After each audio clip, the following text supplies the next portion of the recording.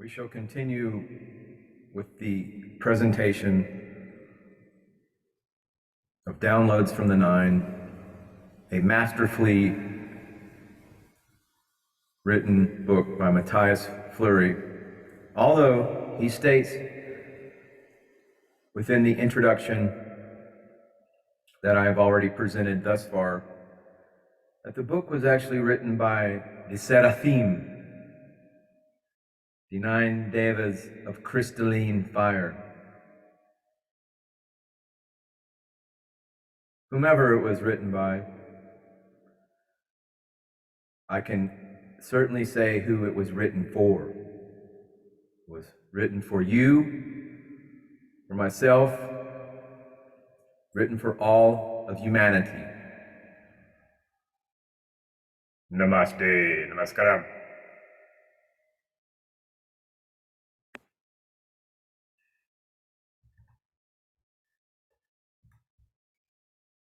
Now keep in mind, as was alluded to previously,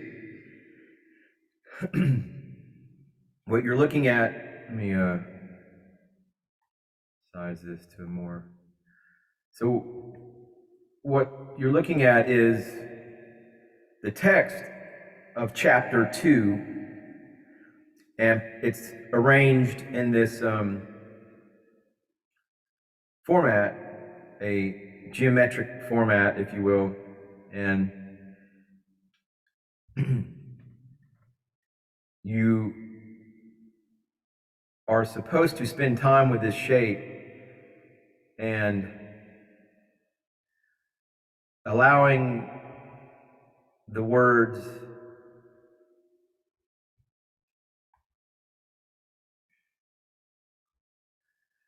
the way they're arranged within the patterns and the shape, spend time with it, and it's almost like, you know, your mind is going to absorb, assimilate. It's not the typical, you know, left to right reading, up and down, but it's a manner of essentially how I understand it is it's leveraging the right side of your brain and the left, and it's sort of creating this congruence or harmonic congruence with the message. So for all intents and purposes here, so there's several shapes, and what I'm going to do is just kind of slowly go along.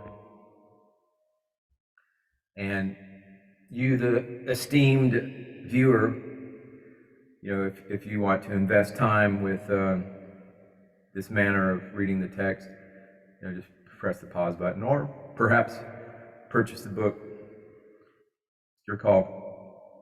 No judgments. It has already been said that everything you see, feel, does not exist. It's all simply a fragment of the collective. Nothing exists without this magnanimous representation. So I'm just kind of looking at this part here, but I'm going to cruise on here.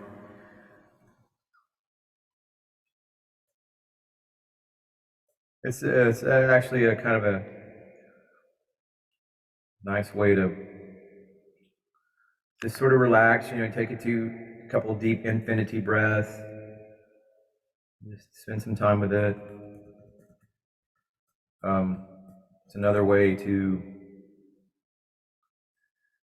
grok, G-R-O-K, grok the message. If you don't know what that word means, I highly encourage you to look that up. Grok, G-R-O-K.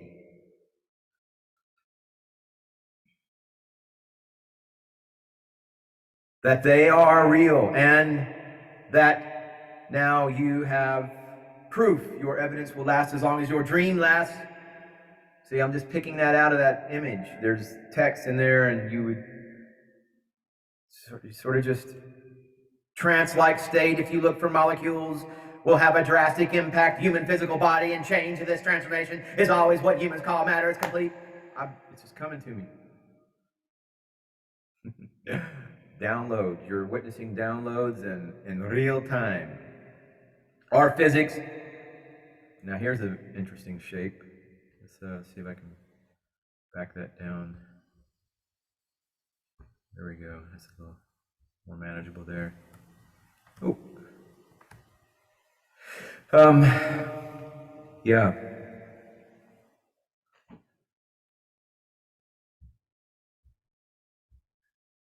See, there you go. That fly to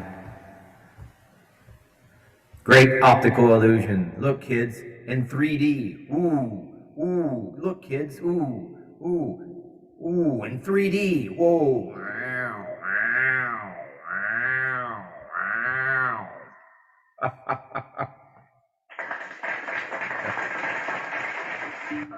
Right, right. That's what I'm screaming. So there you go. That's essentially chapter 2, and it's arranged in see, chapter 2. And let me explain this. This is actually um, seal a seal of the seraphim, or the archangels. Archangel Michael. There's nine of them that I'm familiar with. Uriel, Gabriel, Zadkiel. There's these are their seals. You can tell I'm not very up on my angelology currently right now. But these seals, these are geometric holy seals. There's a lot of correlation with these. These types of figures are found throughout the world. There's Icelandic. These are very reminiscent of what they call Icelandic stave magic or whatever. These images, they're all through. I know in Brazilian, there's a type of Brazilian indigenous type of system that uses this. But I believe, I suspect that this information was disseminated in the early dawn of man, and all cultures, all the peoples have these in one fashion or another. From the God, from source, and directly from source. Now, we do have the technology and the information from the Nephilim, which were essentially the giants, the Anunnaki, negative Anunnaki. And while I'm on that subject, let me just say this. A lot of these, like, I'll just go on and say it. Elena Denon and contactees that they're talking Enki, the return of Enki. I'm getting comments on those videos I made some time back about, I associated Enki with Elena Denon and Ishmael Perez with Enlil. I don't, meaning, and I realize their titles, Enki, Lord of the Oceans, Lord of the Enlil, Lord of the Mountains. I know all that stuff. I don't really care about it because, see, what's happening is these people are now idolizing them, and you'll pass out, you'll see great Nibiru, the planet. No, I won't pass out because I know what they are. Granted, I'm telling you, this is what my instincts tell me about the whole Anunnaki and the return of the Anunnaki, is that they're a test. And certainly they're a test for the contactees, the people that they and if your ego, I think, and they're part of God's plan. Don't get me wrong. Everything is from source. Reptilians, everything comes from source, and it's part of the plan. And you're tested. We're all tested. And those who do not transcend the ego, the illusion of the ego, who buy into their own self-importance, because now Elena Denon, the last video I saw with her, it's like she's desperately trying to, literally she was saying, I'm the emissary. I'm the emissary. Like she is the only conduit for any kind of cosmic truth to come through. And that to me is an ego failure. No, you're not, lady. Everyone who has mastered their lower nature, opened their conduit to source, and is supremely guided is considered a contactee. You want to set yourself up like to be some kind of grand, you're failed the ego test. And that's what the purpose of the Anunnaki, Enlil, Enki, if their return, I mean, great. Come land in my backyard. I mean, so what? You're not angels.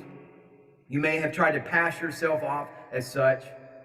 But when you're source connected, you're self-empowered. And that's another thing, is the Ashtar Command and the Legions of Light. I guess I'll just hold off in this video because I went off on a tangent. But as far as presenting chapter 2, but I'll get to it. But I guess I had some other things I needed to talk about. But listen, first of all, we have to do the work. We are our own saviors. We make our new earth, our world better by resurrecting the God particle within us, by empowering ourselves, living in the light, and whatever comes in those sky. I can tell you all kinds of things. I'm not trying to set myself up as anything, but I have, and within my truth matrix, I have enough experiences with objects in the sky, motherships, their scout ships, contacts, but I don't go into that because that's not what I'm trying to set myself up as. The only thing that I'm trying to operate from is my own veracity, and a lot of that truth is found already. It's already been handed to us. So that's my mission. But it's our job to save ourselves, to be our own saviors, because that's part of the Galactic Codex Universal Law. For violation of free will, that's like, I mean, that we're being aided. We have help. We have to help ourselves though first. And what I'm getting at though is, in the days ahead, as the new Earth evolves and we become galactic community, it's part of this transition is for humans to not go back to that very old same way that we've been entrained to worship things, to fall down on our knees and give away our power. And essentially, really, the only power that matters is discernment, because you're being tested. You're going to be tested for that, with that very same thing. And perhaps if Enlil, Ea and his mothership comes along, and a segment of humanity just idolizes them and gives away all their power, and you're back to square one. That's what has gotten humanity into the fix that it's in right now, because they were giving their power away while you were distracted through physical lower nature energies and all that, getting hooked up into the digital matrix, getting hooked up into metaverse with your virtual realities and your orgasmatron turned up to 10, thinking that that's all that you had to offer life, was just being a pleasure center. You will be exploited and manipulated on that path. And so self-empowerment in the days ahead, maintain your dignity. I'll just go on and say it. I had my friend, ex-girlfriend visiting me. She's listened to me talk about starships, motherships, scout ships. One night, she was visiting with me. I said, come back out here on my back patio. What do you see up there? Well, she's a believer. And yes, there was a mothership along with a scout ship. She saw it, wanted to go get her phone, her nice big phone, and start videotaping. I said, no, I said, because we're not tourists here. Whatever they're doing, that's they're doing. It may have only been just to manifest for her to see that I'm not completely off my rocker about this subject matter. So that's the point, is to maintain your dignity and sovereignty in all instances as we go into this new dawn of the galactic age that the new Earth is ascending to.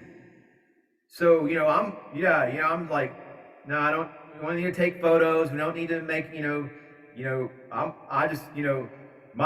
I go to sleep. I have a beautiful view. Pleiades are right directly above my little patch of where I'm at. Because I know when we go to sleep at night, that's when the work is being done. That's when our astral and our etheric bodies that's when the work's being done. So I'm not I don't need physical to be looking all night and trying to, and all that stuff, until I'm guided to do so. Right now, I'm guided to maintain the temple, maintain my sleep patterns, and the work that needs to get done will be done in my sleeping. So, but